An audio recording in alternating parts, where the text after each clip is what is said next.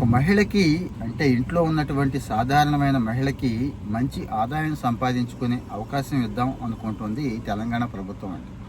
నెలకి కనీసం 30 నుంచి 40 వేల ఆదాయం సంపాదించుకునే అవకాశం ఇద్దాం అని చెప్పి ఇక్కడ ఇందిరా డైరీ ప్రాజెక్ట్ అని చెప్పి ఒకటి స్టార్ట్ చేస్తోందండి. రాష్ట్రం అంతా త్వరలో స్టార్ట్ చేసేస్తోంది. ఆల్రెడీ ఉప ముఖ్యమంత్రి గారి నియోజకవర్గం మధిర, ముఖ్యమంత్రి గారి నియోజకవర్గం కొడంగల్లో ఈ ప్రాజెక్ట్ అమలైపోతోంది. పైలట్ కింద తీసుకున్నారు. డైరీ బిజినెస్ అనేది గేదెలను పెంచడం అనేది ఎప్పటికీ ఎవర్ గ్రీన్ అండి. అది ఎప్పటికీ అవసరమే. ఆ పాల ఉత్పత్తులు డిమాండ్ లేకుండా ఉంటాయా? ఎప్పటికీ డిమాండ్ ఉంటుంది. కానీ తెలంగాణలో ఎందుకు ఇంకాస్త ఎక్కువ సక్సెస్ అయ్యే అవకాశం ఉంది అంటే ఈరోజు తెలంగాణ రాష్ట్ర అవసరాల్లో స్థానికంగా పాలు 20 to 30% ఉత్పత్తి అవుతున్నాయండి. మిగిలినవన్నీ కూడా బయట రాష్ట్రాల నుంచి, హర్యానా దగ్గర నుంచి, యూపీ, పంజాబ్ ఇలా బయట నుంచే తెచ్చుకోవాల్సి వస్తుంది. బయట నుంచి అనగానే మీకు అర్థమైపోయి ఉంటుంది. పాల పొడి వగైరా నిల్వ ఉంచుతారు, పాల ఫ్యాక్టరీలకు వెళ్తాయి. ఆ పాల పొడిని, ఆ నిల్వ ఉన్న పాల పొడిని మళ్ళీ మిక్స్ చేసి దాన్ని పాల ప్యాకెట్ల కింద రిలీజ్ చేస్తూ ఉంటారు. అంటే మీకు అర్థమైంది కదండి. ఇంకాస్త బెటర్ పాలు కోరుకుంటారు, ఫ్రెష్ పాలు కోరుకుంటారు జనాలు ఎప్పుడు కూడా. ఇక రేట్ అంటారా 50-60 అంటున్నారు. కానీ మీరు చెప్పండి, తెలంగాణలో ఎక్కడైనా 50-60కి పాలు దొరుకుతున్నాయి. ఆ లీటర్ ఏది? చిక్కటి పాలు, నీళ్లు కలపని పాలు లేవు కదా. 70-80 రూపాయలు అన్ని చోట్ల జనరల్గా ఉన్నది. ఆ 70-80 రూపాయలు ఉంది కాబట్టి ఒక మహిళకి 2 గేదెలు ఇస్తే అంటే ఒక యూనిట్గా 2 గేదెల్ని పేర్కొంటారండి. 2 గేదెల కాస్టు 2 లక్షలు. వామ్మో, 2 లక్షలా అంటే ఉన్నాయండి. మంచి ముర్రా జాతి గేదెలు 2 లక్షలు చేస్తాయి 2 గేదెలు. మరి నెలకి 10 లీటర్లు ఇచ్చే గేదె కావాలి అనుకున్నప్పుడు అంత పెట్టాలి కదండి. ఇక్కడ అందరికీ కలిసి వచ్చే అంశం ఏంటంటే ఈ డ్వాక్రా మహిళలకు ఇస్తున్నారు. ప్రత్యేకంగా డ్వాక్రా సంఘాల్లో ఉన్న మహిళలు అందరికీ ఇస్తారు. నిన్న మొన్న చేరిన వాళ్ళ దగ్గర నుంచి గత 15-25 ఏళ్ళ నుంచి ఉన్న వాళ్ళకు కూడా ఇస్తారు. కాకపోతే గేదెలు నిజంగా పెంచాలి, నిజంగా కొనుక్కోవాలి, దానికి కాస్త స్థలం ఉండాలి, గడ్డి కోయడం దగ్గర నుంచి ఇలాంటివి ఉన్నాయి కదండి. ఆ రంగంలో అనుభవం ఉంటే మంచిదే.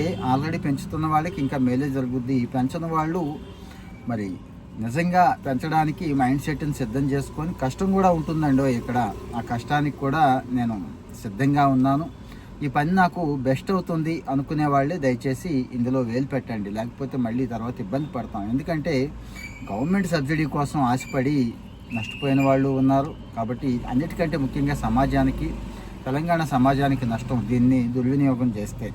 1,40,000 అండి. అంటే ఒక యూనిట్కి 2 గేదెలు, మొత్తం కాస్ట్ 2 లక్షలు అనుకుంటే 1,40,000 సబ్సిడీ కింద ఇచ్చేస్తారు. ఒక్కొక్క గేదెకి 70,000. మిగిలిన 30,000 బెనిఫిషరీస్ని పెట్టుకోమంటున్నారు. అంటే మనల్ని పెట్టుకోమంటున్నారు. అందరూ పెట్టుకునే స్తోమత ఉండదు కదండి, బ్యాంకులోనే ఉంటుంది. డ్వాక్రా మహిళలకు ఇబ్బంది ఏమీ లేదు. రకరకాల డోసులు ఇస్తూ ఉంటారు కదండి. అంటే ఫర్ ఎగ్జాంపుల్ 60,000 ఒక మహిళకి అన్నప్పుడు 10 మంది సంఘంలో ఉన్నప్పుడు ఒక 6 లక్షలు లోన్ ఇప్పించేస్తారు. ఎందుకంటే వీళ్ళకి మంచి రికార్డు ఉందండి, ట్రాక్ రికార్డ్. ఎప్పటికప్పుడు తీసుకుంటూ ఉంటారు, గ్రూప్గా ఉంటారు కాబట్టి మిగిలిన వాళ్ళ మీద ఒత్తిడి చేసైనా కానీ అందరూ కలిసి పే చేసేస్తూ ఉంటారు కాబట్టి సపోజ్ 6 లక్షలు బ్యాంకర్ దగ్గర నుంచి ఇప్పించడం పెద్ద విషయం ఏం కాదు, ఇప్పించేస్తారు. సో ఇక్కడ స్టార్ట్ అయిపోతుంది అన్నట్టు. ఈ ప్రాజెక్ట్ స్టార్ట్ అయిపోతుంది. గేదెలను కూడా స్థానికంగా నాకు తెలిసి తెలంగాణలో కొనరు, గుర్తుంచుకోండి. ముర్రా జాతి గేదెలు హర్యానా అవుతుందా, పంజాబ్, యూపీ అనేది తర్వాత సంగతి. బయట నుంచే బ్రీడ్ తెచ్చుకుంటారండి. ఎందుకు మన రాష్ట్రంలోనే కొనే అవకాశం ఇవ్వచ్చు కదా అని చాలామందికి ఉంటుంది. ఇక్కడ నేను కూడా నా స్వానుభవం కూడా ఉందండి. ఆల్రెడీ ఉన్న గేదెల్ని చూపించేసేవాళ్ళు, గుర్తుంచుకోండి. ఏదో చచ్చుదో పుచ్చుదో తీసుకొచ్చి చూపించేసేవాళ్ళు. జనరల్గా అదే ఉంటుంది కదా టెండెన్సీ చాలామందికి. దురదృష్టం ఏంటంటే కింది స్థాయి, గ్రామ స్థాయి రాజకీయ నాయకులు కూడా అలాగే ఆలోచిస్తారు. అయ్యో పాపం వాడికి ఇస్తే పోయిందిలే, గవర్నమెంట్స్ ఉన్నాయి కదా, తింటాడు, ఏం పోయిందిలే అనుకుంటారు తప్పించి బ్రాడ్గా ఆలోచించరు. మరి ముఖ్యమంత్రి గారు, ఉప ముఖ్యమంత్రి గారు స్థాయి వాళ్ళు బ్రాడ్గా ఆలోచిస్తారండి. ఏంటి, మంచి గేదెలు బ్రీడ్ కూడా డెవలప్ అవ్వాలి కదా రాష్ట్రంలో. అంటే బయట నుంచి తెచ్చుకుంటేనే కదా డెవలప్ అవుద్ది. అవన్నీ కూడా మళ్ళీ కొత్త బ్రీడ్ మళ్ళీ డెవలప్ అవుతుంది కదా.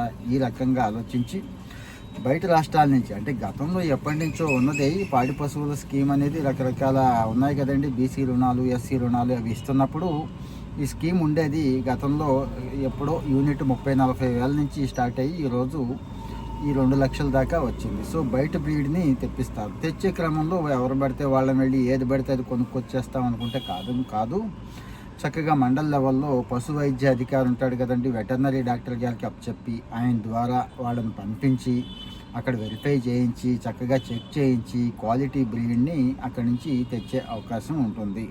ఇంతకుముందు ఏవో కొన్ని ఫెయిల్యూర్ స్టోరీస్ కూడా ఉన్నాయి, అక్కడ గేదెలు ఇక్కడికి రావడం బతకపోవడం ఇలాంటివి ఉన్నాయి కదండి. సో అందుకని నాకు తెలిసి తెలంగాణ వాతావరణంలో ఇమ్మడగలిగే బ్రీడ్ ముర్రా జాతి అన్ని చోట్ల ఇమిడిపోతుందండి. బాగానే ఉంది ఇప్పుడు, అది బ్రహ్మాండంగా. గేదెల్లో బాగా పాలేది ఇచ్చేదంటే అదే ఆవుల్లో హోల్స్టీన్ దగ్గర నుంచి ఎలా అయితే ఉన్నాయో జెర్సీ అంటాం కదండి, గేదెలకి ఇదే. ఎందుకు గేదెలే ప్రిఫర్ చేస్తారు అంటే ఆవు పాలు శ్రేష్టానికి శ్రేష్టం అనుకుంటారు, కానీ గేదె పాలు మీకు తెలుసు పర్సంటేజ్ కొవ్వు శాతం చాలా ఎక్కువ ఉంటుంది, చిక్కదనం ఎక్కువ ఉంటుంది. ఎక్కువ మంది ఇష్టపడేది కూడా గేదె పాలే. అంటే మన సైడ్ నార్త్ సైడ్ ఓకే ఆవు పాలు ఇష్టపడతారు, కానీ మన వాళ్ళు గేదె పాలు గేదె పెరుగు అదే ఎక్కువ మంది ఇష్టపడతారు కాబట్టి ఈ రకమైన ఏర్పాటు చేసింది. సో మరి డ్వాక్రాలో ఉన్న మహిళలందరూ త్వరలో మీ ప్రాంతంలో తెలంగాణ ప్రాంతం మొత్తానికి రెడీ అయిపోండి. ఈ వీడియో దయచేసి మీ సాటి మహిళలకు కూడా షేర్ చేయండి.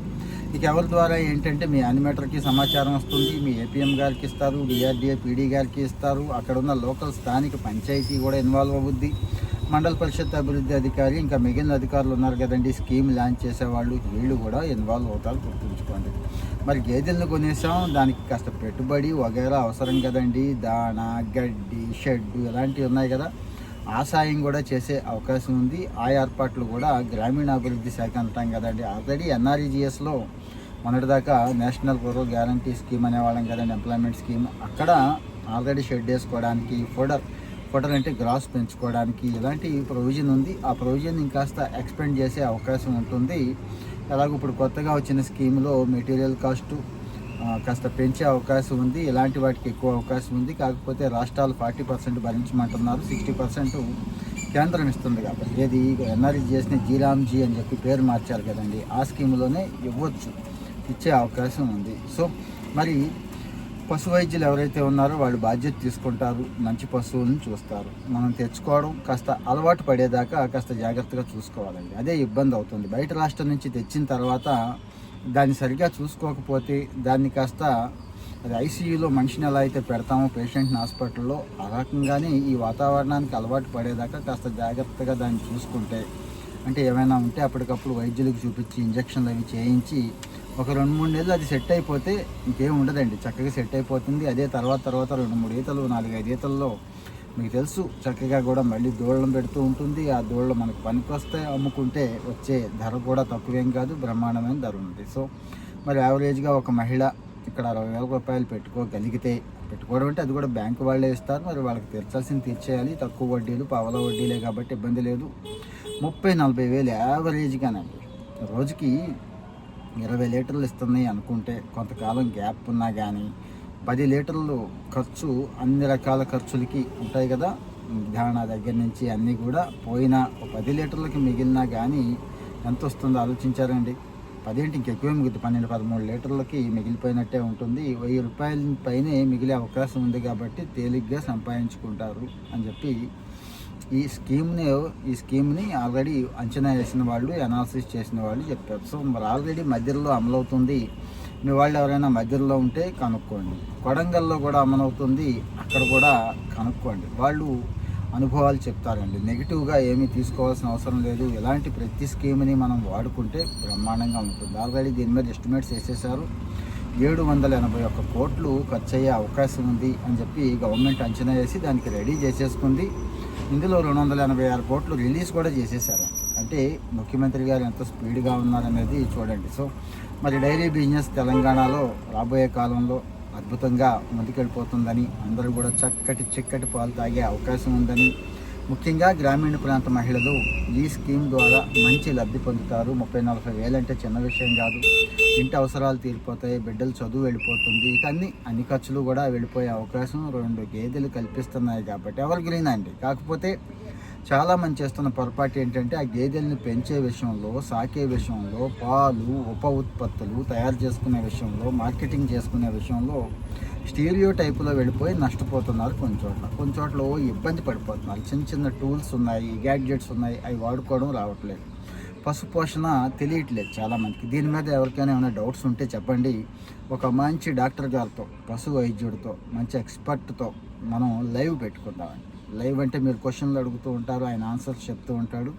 చాలామందికి ఉపయోగపడతాయి ఇవన్నీ కూడా. అంటే ఈ కొత్త జాతి పశువుల్ని ముందు బచ్చిక చేసుకోవడం, వాతావరణానికి అలవాటు చేయడం, తర్వాత పాలు ఎక్కువ దిగుబడి పొందడం కోసం, దిగుబడి పొందాక ఎలాంటి చోట అమ్ముకుంటే బాగుంటుంది, ఎలా రూపాయి ఎక్కువ పొందొచ్చు, ఇవన్నీ కూడా ఇంకొక వీడియోలో డిస్కస్ చేద్దాం. మీరు ఎంతమంది లైక్ చేస్తున్నారు, ఎంతమంది కామెంట్ చేస్తున్నారు అనే దాన్ని బట్టి నేను ఇంకొక మంచి వీడియో, లైవ్ వీడియో ప్లాన్ చేస్తాను. Thank you.